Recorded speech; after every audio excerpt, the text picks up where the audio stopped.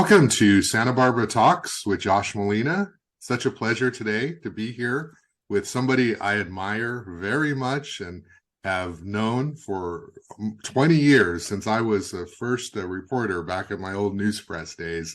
I'm so happy to have a conversation with him about everything City of Santa Barbara, television production, recently retired, one of the most popular people at City Hall in the city administration. Tony Ruggieri, how are you doing today?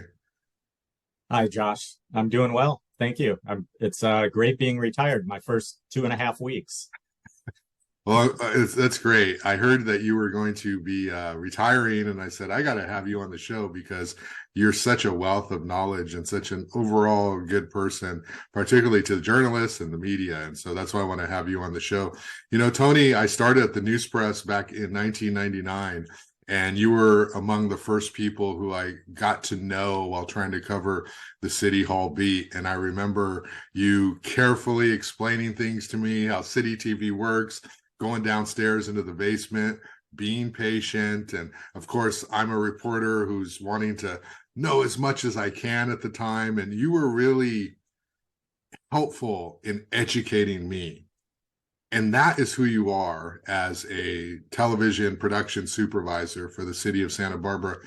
So important in educating the public about what the city does. And you did that in terms of this incredible portfolio of content that the city of Santa Barbara has for anyone interested in, from back in the day to just council meetings and planning commission meetings to now pretty much everything the city of Santa Barbara does, every meeting, and then a lot of the promotional videos that tell people about city of Santa Barbara, maybe it's Creeks Division or Parks and Rec or Water Department, just educating everybody.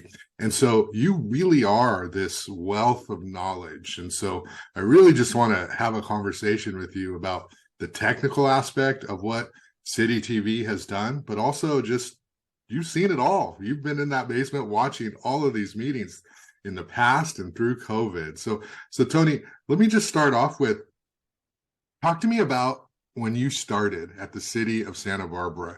What was television production like, and what kind of stuff were you broadcasting? And then maybe just kind of walk us through your growth and evolution to where we are today. Okay.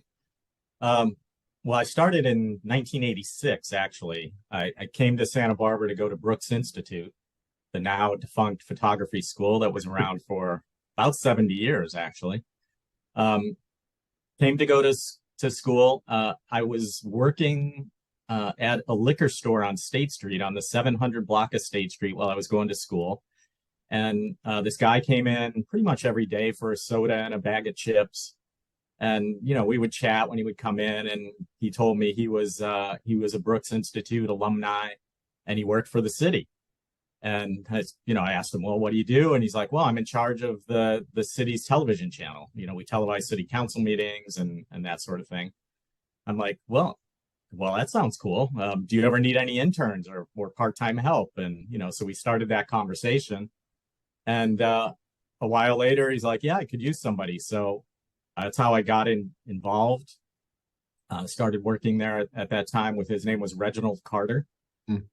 He pretty much started the channel in the early 80s. So, I came in mid 1986 as a part-time employee. And at that time, we pretty much just did city council meetings, planning commission, and then the environmental review committee. I don't know if you remember the environmental review committee. No. They were absorbed into the planning commission at some point. Their function, reviewing environmental documents, basically is what they did, was absorbed by the planning commission in a streamlining effort that the city had back, whenever that was, in the early 90s, probably. So I came over and, he gave me a tour of the control room. And at the time, the control room was actually in a closet. So it was upstairs right next to the council chambers in what is now a storage closet.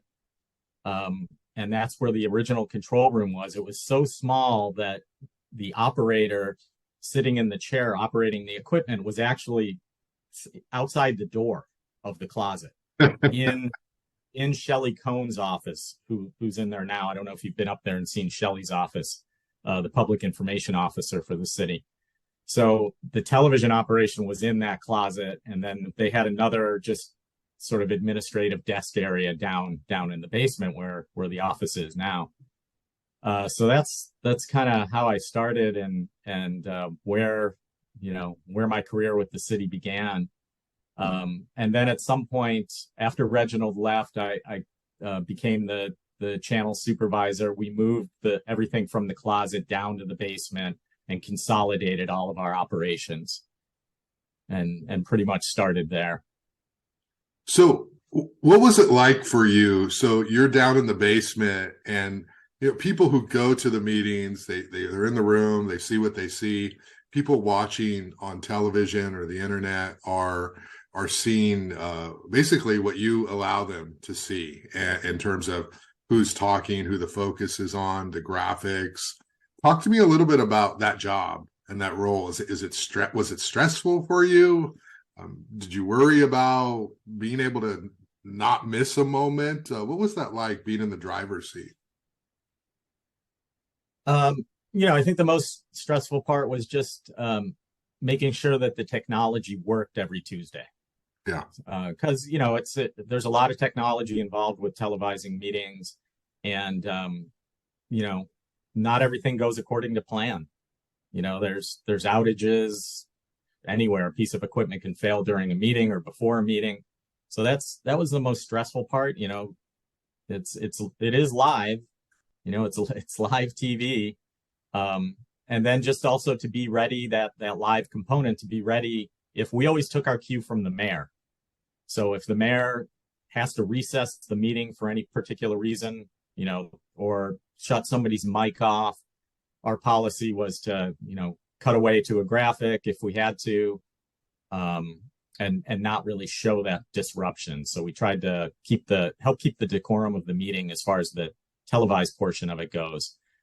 But yeah, I mean, fortunately, the city did a good job of keeping all the equipment, as up to date as we could, and in pretty good working order. So that stuff didn't really happen that often, but it certainly was always a concern that something was gonna happen. And we also had, occasionally Cox would have an issue, and they'd have something happening technically on their end, so we'd have to figure out, is that us or is that them?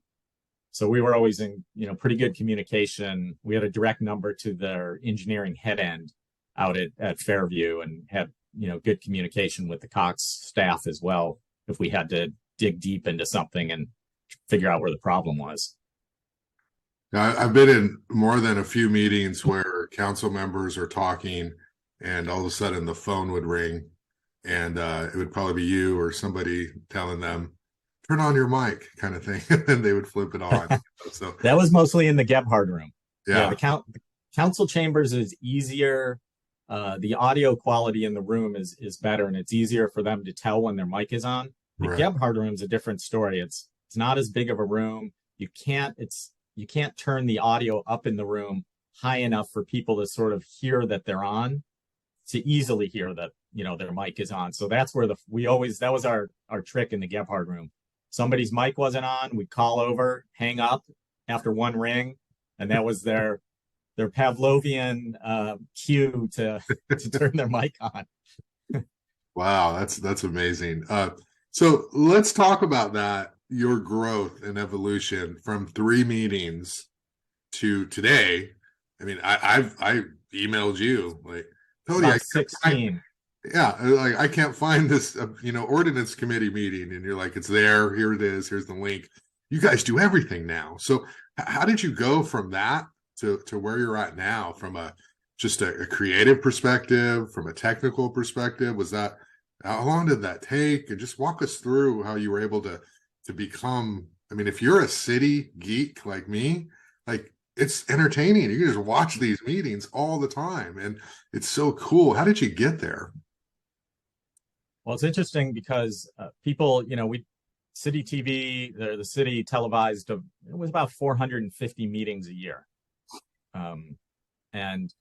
But But I have colleagues in other cities that actually do more than that. The city of San Francisco does somewhere around 2,000 Wow. every year. Total number of meetings. And I don't know, they have 40 or 50 different boards and commissions that they televise. There were some others. Glendale had a whole bunch. So we're up there. We do quite a bit, but I think it's really driven by the council and the city administrators' desire for transparency. To show the community the decision-making process, as easily as we could on TV. It's either live or on demand now. You can go back and watch it anytime. And, we just chose all the boards and commissions that seemed to have a lot of public interest. It was incremental too. We started off with 3, and then around the late 90s, we jumped up to maybe 10. And then COVID, we added some more during COVID. And so it's kind of been incremental over time. And we have 2 meeting rooms that are wired for it. So that's kind of the hard part, is to get them scheduled. The scheduling doesn't always work. There's might be an interest in televising this one group, but the schedule in the rooms doesn't work with our schedule. We have 2 rooms wired, and so we can do 2 meetings at the same time. But some of the people were interested in some of the offsite meetings that don't happen in those rooms. So that's a bigger challenge. You've got to go out there with cameras and an audio system and try to capture those meetings.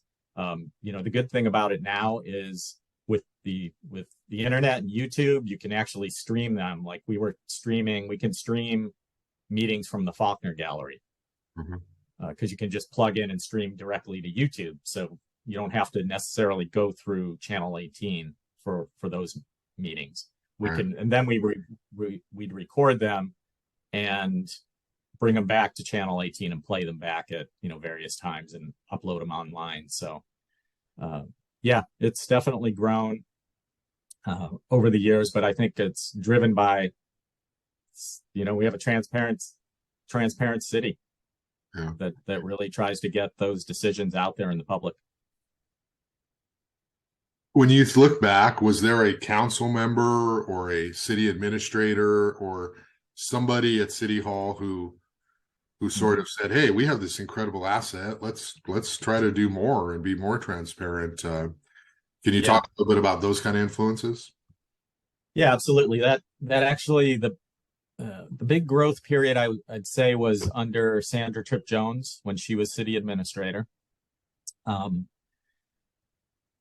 Gregg Hart was on the council. He was just voted in, and he brought up at a couple council meetings, we have this cable TV channel, but we're only showing a couple meetings.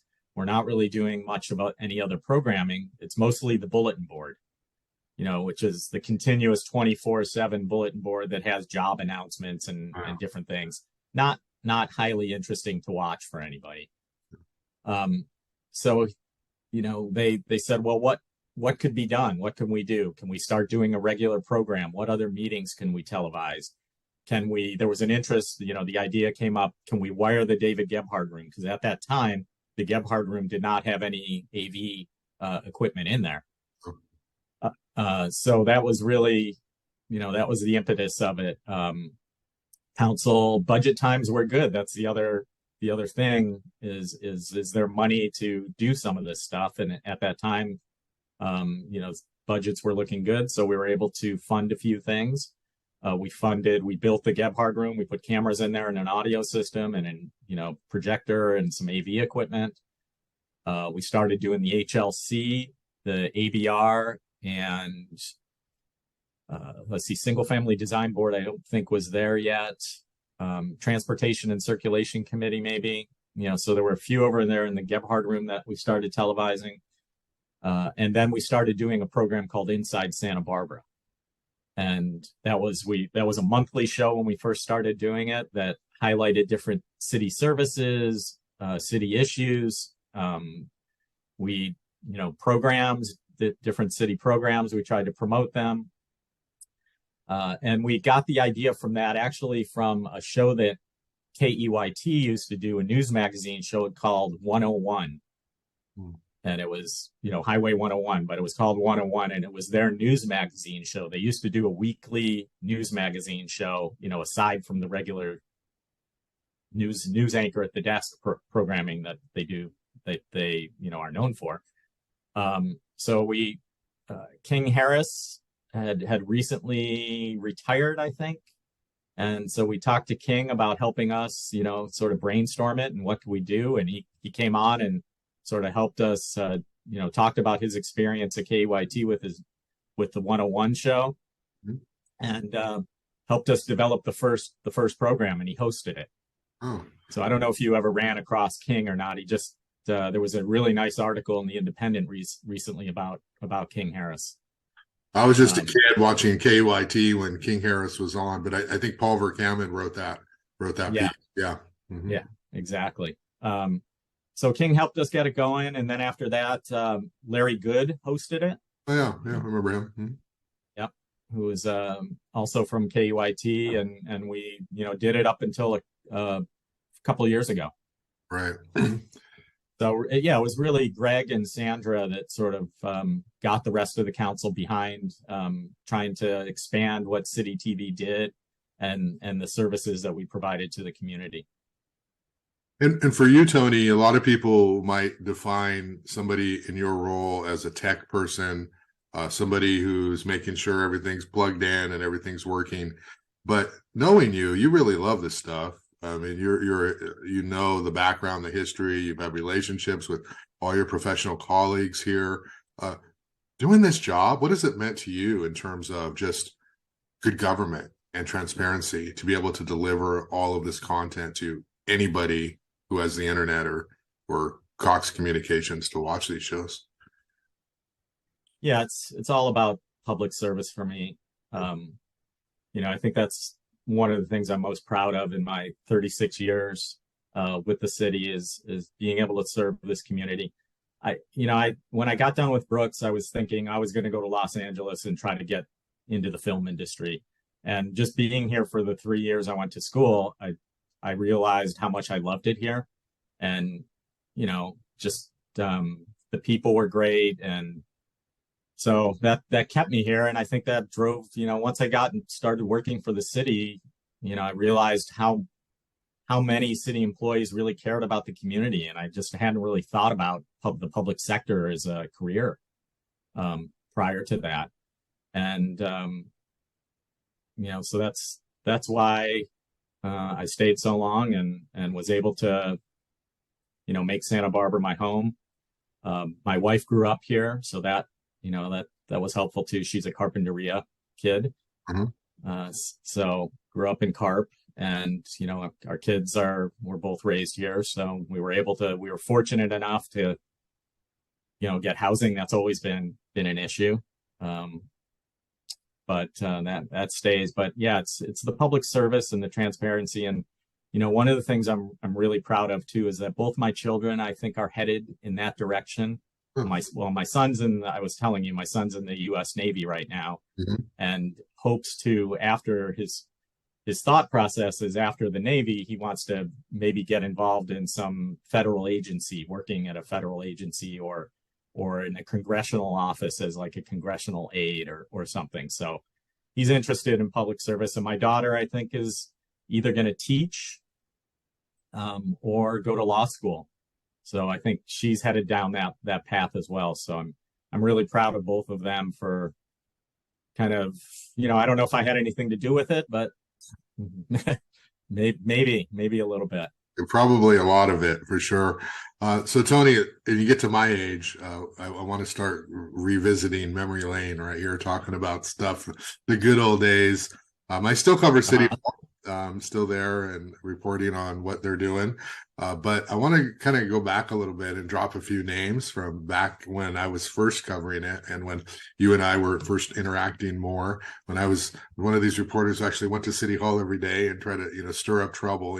Now you've actually made my job easier, Tony, because I don't have to go. I can just watch. I can watch the ABR, I can watch the HLC, I can watch ordinance, finance, city council. So hopefully my supervisors don't hear that. I can just watch from afar. But Right. that's how good you are. Even the journalists, rely on you for that. But let me go through a few names back in the heyday of individuals. And you're retired now, Tony, so you can talk, right? You can say whatever you want. But you mentioned Gregg Hart. Hart is sort of an icon of every board he sits on. He's so smart, and he can figure things out and explain them and unravel them just like that. And he's kind of in his own little tier here locally. What do you recall about Gregg Hart and sort of watching him talk in those meetings, and how he would interact with the public from your seat? Gregg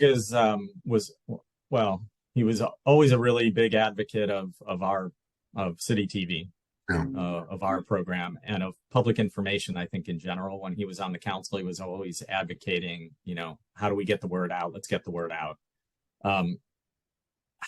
Anytime I see Gregg now, I mean, he's one of the nicest, friendliest people. He's always got a big smile on his face, and I think he greeted the public that way too, even in controversial, from the dais, even in controversial, decisions. He tried to do it positively and friendly, and he did a good job at that. I think he made people feel like they were being heard and they were comfortable in the chambers. Yeah. Yeah. Yeah, I know. Yeah, Gregg was great. He's still like that to this day. Exactly. Shake, looks you in the eye, shows interest in you. I mean, he is a politician, but he also is a local kid, and he also, I think, shares those like authenticity, sincere values. The only time Gregg Hart was ever mad at me was when I wrote a story. It was back when E.F. Falcone was on the council, and Gregg had been kind of a powerhouse during his first run, and Ia was ascending and really asserting herself and becoming a political star in her own right. And she kind of outmaneuvered him on some issue. I forget what it was, but she kind of disagreed with him and took the issue and steered the whole vote the other way. And I wrote about this in the news press and described how in that moment, his face turned flush and he got angry and gritted his teeth, and the power kind of shifted in that moment. And that was the only time Gregg was mad at me, at least outwardly. He didn't talk to me for a few weeks, but then he got over it, and and he came back and had a great run as the council member again. But just I don't use this term loosely, but just a brilliant mind from somebody who's watched all these meetings. I want to ask you about Brian Barnwell too, because we had a period back then when we had people going from the planning commission to the city council. And to me, that's a huge benefit when you've served on a board, when you have that knowledge and that history. And you really have earned that right to be on the council because you put in your volunteer time before that for free. And now you've been elected. And Barnwell was one of those individuals who every week, I mean, this guy was also maybe not as crystallized as Gregg Hart, but very smart in his explanations of issues. What do you recall about Brian Barnwell and his time on the council? Brian's been a friend of our family, Brian and Cammie, and their kids for a long time. We went to Peabody. Our kids went to school with Cammie and Brian's kids, Sophia and Alex. And so we've known them for quite a while, on a personal level. And Brian's always been, I mean, he's very generous. He's always been so helpful with anything that we've ever needed. Hey, Brian, can you pick up the kids today? Help us get the kids from school. Because Sophia and my daughter, Quincy, were both in the same class many times and, grew up together. They did flamenco together. So we did the whole flamenco thing. For a few years. Sophia continued on and did really well all the way until, she was a senior or so in high school. And Quincy stopped after a few years, but those early days. But as far as Brian as a council member, Brian seemed to understand every issue. There's a huge diversity of issues that the council deals with. And some council members are good at planning issues. Some council members understand the public works stuff better, the public safety. But Brian seemed to have good always seemed to do his homework. Always had a good grasp of all the issues. And then he's like, Brian is a very outgoing, gregarious person, and always had some, he was a quote machine. Yeah. At that time when I was telling you before, when Brian and Bendy White were on the council, they would just have, some great quotes on, just different sayings that they would come up with during the meeting. In fact, I had an intern at one time that was working meetings, helping run the meetings, and she was so fascinated by the discussion that the council was having, she started a little quote book, and I wish we still had it, but we had that going for a little while with people's just interesting or funny comments, and Brian was always good with those types of things. Yes. Yeah, Brian was really well read. So Yeah. he would be able to insert historical references, literature references into, a debate about sewers or, sidewalks or something like that. And, he'd always. Exactly. It'd be a discussion about the wastewater treatment plant, and he'd bring in Socrates or something into it. And Shakespeare. Yes. I remember, Shakespeare. Right. I shouldn't admit this, but I remember, being, 25 and, him saying yeoman's work, and like, what is yeoman, and having to look that up, but that was sort of being a reporter with Barnwell, was you had to make notes to go look things up later and figure out, what did he just say, what did he just mean, for sure. And he definitely was one of those people. And I will say, the voters elect people to office, and they have their right to do that. But I will say it's kind of shameful to the city councils since that they have not appointed him to a commission, because Barnwell absolutely deserves to be on a commission. HLC, planning, he was a planning commissioner, ABR, anything that he applies to, because it's a waste to not have that knowledge within the city administration to be helping guide these issues, and I've seen him apply, and he hasn't been appointed. And that's just, that's a shameful, because, he's really one of the brilliant minds. And speaking of that, let's talk a little bit about Bendy White. You mentioned him a little bit. Was he also Mr. Quotable too? Or, what was his deal with, what do you recall about Bendy? Yeah, Bendy was definitely would have quotes that were that were good. Always had a funny saying about an issue. Bendy was on the planning stuff, though. I mean, he knew he was on the planning commission, obviously, for a while too. And just, Bendy was just really fun to talk to, and, always enjoyed my interactions with Bendy. But yeah, he was part of that. Him and Brian together made for some pretty interesting conversations at council. Yeah. And some of these people I'm asking you about are that Helene Schneider administration, kind of an overlap from Marty Bloom to Helene. Can I ask you a little bit about Helene Schneider? One of the things that bugs me, and I've talked to Helene about this, was her being so smart. Probably the smartest elected official, just without even trying, that I've seen. She could just unravel all these things and just explain them with ease without even looking like she's trying. And she served her time, and she's not serving anymore, but she was a great mayor. And I think she's often overlooked in sort of this, we have this little sense of history now of city of Santa Barbara, this turnover, but she was a really good mayor. And what do you recall about Helene's time when you were there? Yeah, she was a good mayor. I recall Helene she was really diplomatic. I think she had, when she was mayor, the council that was elected at that time was probably the most diverse politically, diverse council that we've had here in Santa Barbara. We had a more conservative element on it as well, and I think Helene did a really good job of navigating that and giving everybody hearing everyone out, giving everyone the opportunity to say their piece and contribute in the issues. And council seemed to, get along fairly well at that time as well. She was a good diplomatic. She was a peacemaker. She was fun too.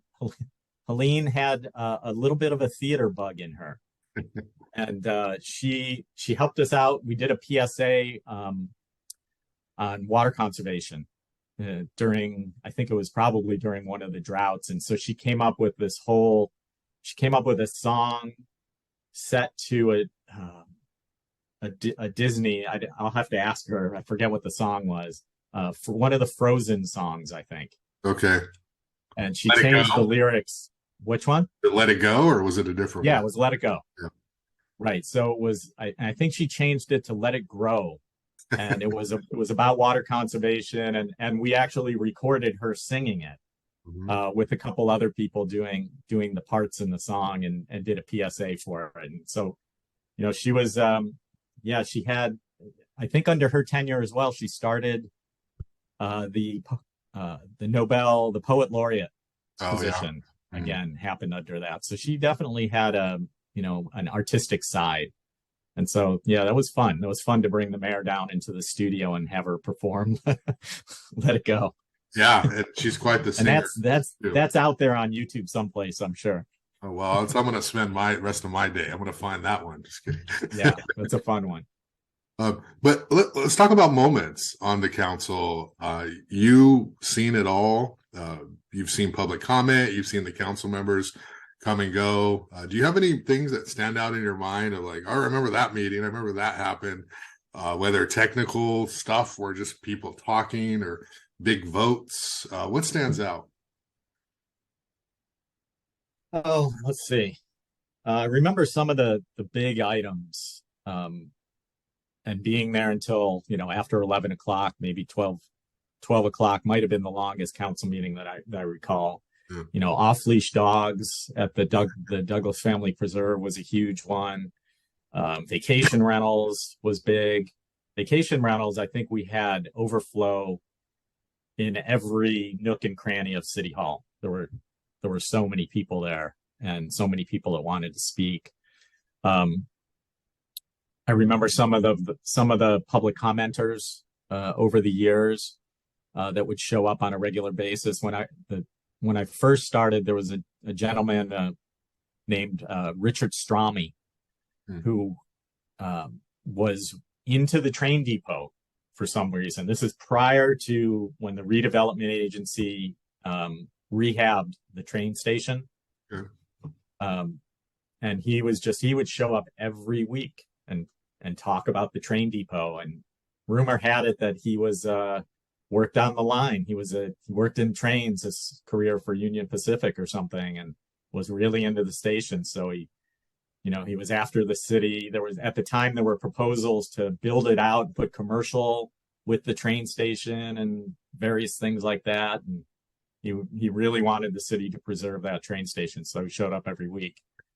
Then there was Bruce Rittenhouse. I don't know if you remember Bruce. He was the regular public commenter during the Harriet Miller, years. Yes. And Bruce always had something colorful to say. And he actually, when Harriet retired, Bruce participated in her retirement video.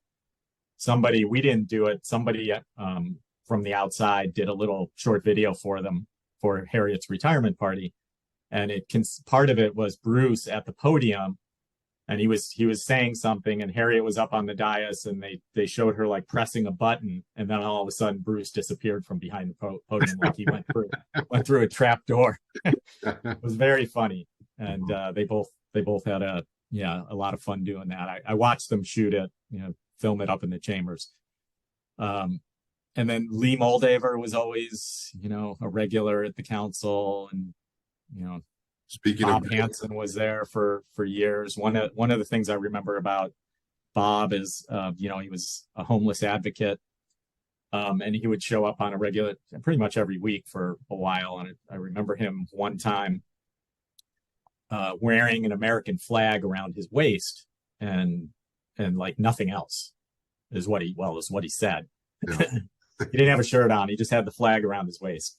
Oh, no. And he went up to public comment, and he was asking for the council to do something and threatening, if you don't do it, I'm going to, take the flag down. Was it bathrooms? More bathrooms? Was it probably that? It probably, yeah, I think it was restrooms. I think Yeah. that was his, one of his main things was public restrooms for anybody. So yeah, that was interesting. He didn't do it, fortunately, and said his piece and walked away. Right. And then more recently, the comedian guy that showed up for a little while, Oh yeah. Uriah. I don't know what his last name is, but he would come up and practice his stand up. So Yes. that was an interesting twist on public comment. Yeah, I remember that. And some of his jokes were so bad they were funny. Yeah. He Right. had his Exactly. own corny, Yeah. I guess it would be called. Yeah, those Yeah. public I didn't think he had much of a career ahead of him as a comic, but hey, I guess he used the venue that he had available. exactly. Well, it's one of the things I really enjoy about that archive of City TV. I know when Lee Moldaver passed away, I spent some time finding Lee Moldaver speaking during public comment, and I did a little tribute to him and showed video of him talking, and then I commented on these issues. And that's something that is this treasure trove, this archive of these people who've been figures in Santa Barbara for so many years. Lee Moldaver, like a Barnwell, knew everything. And I always thought he had my phone tapped because he's like Facebook. Like I'll say something and the ad will appear on my phone. That was like Lee. I'll say something to somebody and he'll call me up and talk to me about it. And it's just like wow, And so those characters, we don't have those same characters these days. It feels like we don't have the same sort of consistent personalities coming and talking about these issues. What do you think, Tony, of the council of today versus the council back then? We've had two significant changes: district elections, as well as getting paid. Right? They make salaries now. What's your take, sort of looking at the council of today versus the councils back, when you started in 80s, 90s, 2000s? I think it's a couple things. That the similarity is that I just admire and respect anybody that puts their name in the ring for running for public office. I mean, the people just slinging arrows at you. You put yourself out there, you do a lot of good, but then it doesn't matter what you do. You could do everything perfect. There's always going to be somebody that's got some negative comments. So just the passion that everybody that I've seen on the council has is the big similarity. And this is probably obvious, but with being paid, and when I first started, most of the council members were older retirees because it was they just got a stipend, and now with the council members getting some salary, I don't know what it is right now. I thought it was around 40 or 50,000. Yeah, depends, and the mayor gets a little bit more. You may know more, better than I. But with the salary and district elections, we've got a younger council. People that more diversity, for sure.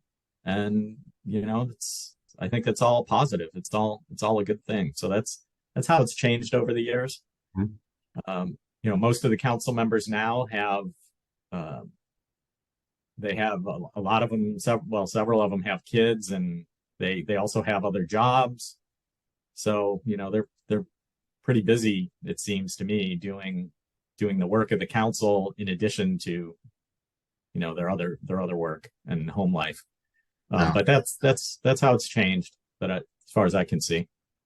Yeah, and I will say, from my reporter's perspective,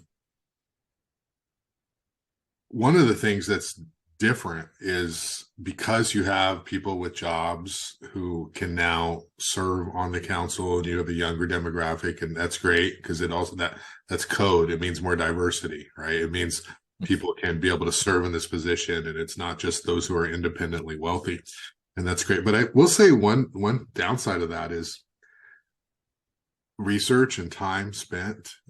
I remember the days when when the meetings were not spent asking basic questions of staff.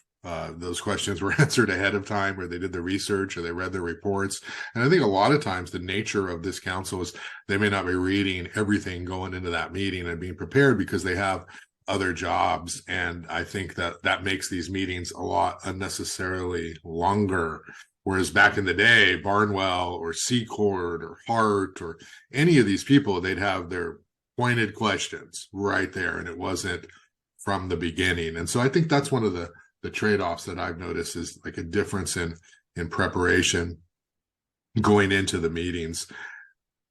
I want to ask you, speaking of preparation, COVID-19 and how things changed. All of a sudden you have to allow virtual commentary, right? That seems so standard right now, but now, not before COVID, you couldn't just call in and do public comment. You had to be there in person. So can you talk a little bit about how COVID changed what you do at City TV, or what you did? How did you adjust to that? Was that hard? Was that difficult? Brown Act considerations, all that stuff. Yeah, it was a big change for us. Prior to COVID, we had done, I think, a couple telephone, there were a couple meetings where some council members were out of town and still wanted to participate. So we were able to hook up a phone line into the council chambers, where we would hear them on their phone and they would hear through their phone the PA system from the council chambers. We used that once or twice. It was marginally effective. I mean, it was audible, but it wasn't great. We actually had a couple council members out of the country. One was in Africa at the time, and the other one was in China. And so we were able to connect them to the meeting, and they participated, but it wasn't great. And I remember when Dr. Secord broke his leg. Do you remember that? Right. Yeah, Dr. Secord broke his leg and he was at home. Yeah. Right. So we used it for that as well. So that was pretty sporadic. We just sort of rigged it up. But once COVID happened, and, we needed to figure out how we were going to continue business, doing city business in council meetings, I think we took 2 or 3 months, 3 months off maybe. And got everything set. There was the legal side of it. They were figuring out the Brown Act and how it would work. We were trying to work on the technical side. So we started off just doing virtual.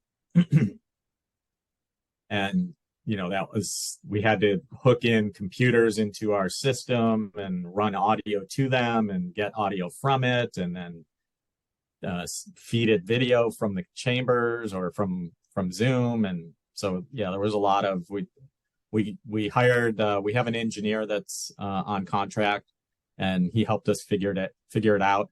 And every other city in California was doing the same thing. So they were really busy, trying to figure out how to do it and make it work technically.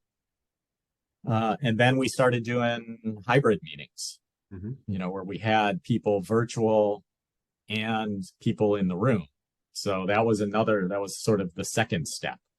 So we had to figure out how to make that work technically as well. It took some time, and now it's here. I think it's going to stay. It's just, as far as public participation, it's great. People they don't have to sit in the room for 3 or 4 hours waiting for their item to come up. If it's a long agenda, yeah. They can sit at home on their couch and kind of monitor it, and then, raise their hand in Zoom when it's time to speak, when, it's time for public comment for their item. And so from, a public perspective, I'm sure it's great for people to do that. So, but yeah, it was definitely a challenge. And fortunately, we weren't the only city going through it at the time. Everybody else was trying to figure it out. And the engineer contractor that the city has mostly does the same thing for public agencies all over the state. So they kind of came up with their process and how they wired it up and the equipment we needed, and we were able to have them help us implement it. And I think it's been pretty reliable and pretty successful. Yeah. Yeah, no, it's fantastic. It's so good in terms of access and being able to allow just pretty much anybody participate in a meeting. And I was there last Tuesday, and this is something that was recently being introduced, but now the council members who are virtual, if they can't attend a meeting for whatever reason, they'll show up on the screen so you can see them. But before you kind of had to just like listen to them, but now you can sort of see them. And then the votes, they're wired, like the vote it's on screen and you can see everything. It's much more of a visual presentation these days than it was. And it's cool to see that evolution. And then just a couple years ago, all those new cameras went in. There's like these different angles in City Hall, and you can sort of see, everything was upgraded. So it's quite the body of work that your team has done and will continue to do going forward. Tony, we have a couple more minutes. You mentioned a little bit about, sort of your background, your upbringing. You talked about your kids, but can you talk a little bit about how you talk about you met your wife, here. Where did you get your upbringing? What did you want to do when you were a kid? When thinking about your adult years, where were you born? Where'd you grow up? Can you talk about that journey? Sure. I was born in Western New York. Grew up in Western New York. Spent some time in Buffalo, and then my family moved to Rochester, which is 90 miles east or so. So I grew up there, went to high school in Rochester, and, wasn't sure what I was going to do. Went to college for a couple of years. Didn't find anything I was really interested in, and then, got a job at our village, the village of Fairport, New York. So it's, there's a couple extra layers of government back there. There's towns and villages as well as cities and counties and the state. And so I worked for the village of Fairport for 2 years, and they just kind of moved me around to different departments in the public works department or different functions in the public works department. So I helped roads, pave roads and stuff. And then we also did trash collection. So I did trash for quite a while, and somewhere at that point, I was like, this is hard work. I have a lot of respect for people that work in, the Marburg people that I see working, because I did it for some time, a little bit of time, and decided, I should go back to school. And I was interested in photography, and my uncle had heard about Brooks. He's a professional photographer and spent some time on the West Coast, and I was looking at schools back east, and he's like, oh, you should check this place out in Santa Barbara called Brooks Institute. They're pretty well known. So I did, and, got in and came out. So that's really what got me out here. And got me interested in photography was my Uncle Joe. Yeah. And he's still shooting weddings. He's still doing photography, and he's, really? I don't know, a 75 probably. Uh-huh. And you did pay back your student loans for Brooks Institute by now, I hope. No? I did, yes. they got paid back. I know. Now we're working on my daughter's UCLA loans. Exactly, right. Yeah. Well, last question here, Tony. You've been retired a couple of weeks, so you're getting the feel for what that is. What are you going to miss? What do you think about most when you think about you're not going to City Hall, you're not doing that, you're not steering the ship anymore? What are you going to miss most about your time at the city of Santa Barbara? Yeah, that's easy. The people. Mm-hmm. I'll miss working with the people that I worked with at City Hall. And fortunately, my position, we work with every city department. So, I develop relationships from, in every department outside of City Hall as well. So I'm just going to miss that camaraderie, the sense of purpose. We're all working towards the same goal, providing services to the public. So I'll miss that. I'm going to stay. I just got elected to the TVSB board of directors. So I'm going to stay kind of in the public education government world a little bit, working on their board. So I'm looking forward to working with Eric and the rest of the board members over there at TVSB. Yeah. And, one of the things, I'll just mention this one thing, Josh, one of the things that a regret that hopefully working on the board of directors at TVSB will help me stay involved in is trying to get the public education and government channels in HD on Cox Cable. Right now we're still in standard definition, which is 1947 technology. It's not like high definition it's not even the state of the art anymore. It's just the standard in the industry. Yeah. The state of the art is 4K now, or even higher resolution than that. So pretty much every other channel on the Cox Cable system is in HD except for the PEG channels. And the thing is that as the PEG channels switch out equipment, you can't buy standard definition equipment anymore because it's so outdated. You have to buy HD. So I'm going to keep pushing for that and try to push for getting them on high definition. And it's really important, especially for the government channels, because if you're watching on TV and it's in standard def, and you're trying to follow a budget presentation or something that's got a lot of detail on a PowerPoint slide, you just can't read it. Yeah.